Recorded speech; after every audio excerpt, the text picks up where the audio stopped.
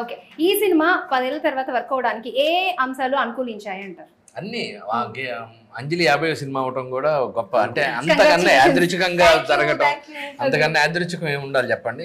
ఇంత కాంబినేషన్ అందరూ ఉండి 10 ఏళ్ల తర్వాత కూడా ఎవరు మిస్ అవ్వకుండా, అందులో తన 50వ సినిమా, అందుకే అసలు అదో మ్యాజిక్. షూర్. వేరే ఒక క్యారెక్టర్ మా ఆరుద్ర ఆత్రేయులు ఎవడు పోయినా మళ్ళీ ఇబ్బంది అంటే కాదు ఎవడు పోయినా.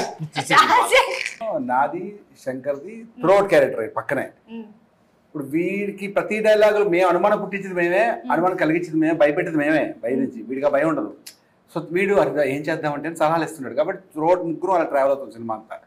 Out and out comedy, regular character, that's it. So కొత్త డైరెక్టర్ వచ్చారు లాస్ట్ టైం పార్టీకి, రాజ్ కిరణ్, ఇప్పుడు శివ గారు. అదే ఆడుకున్నారు చెప్పండి ఇదంతా. అదేమైందంటే లాస్ట్ టైం రాజ్ కిరణ్ గారు డైరెక్టర్, ఈసారి శివ తొర్లపాటి ఎందుకన్నది ఆయన చెప్తారు.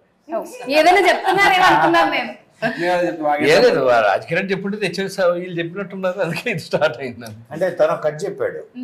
ఆ కట్ చెప్పిన తర్వాత ఓహో తీరు కొత్తగా చూస్తున్నాడు అనిపించి, గీతాంజలి సీక్వెల్ కూడా ఒక న్యూ లుక్ అవసరం, న్యూ పర్స్పెక్టివ్ అవసరం, పాయింట్ ఆఫ్ వ్యూ అవసరం అని కొత్త రైటర్ పడ్డది. ఓకే, అంతే. ఇంకా దానికి మించి ఏం లేవంటారు. అంతే. అంతేనా? మాకేమన్నా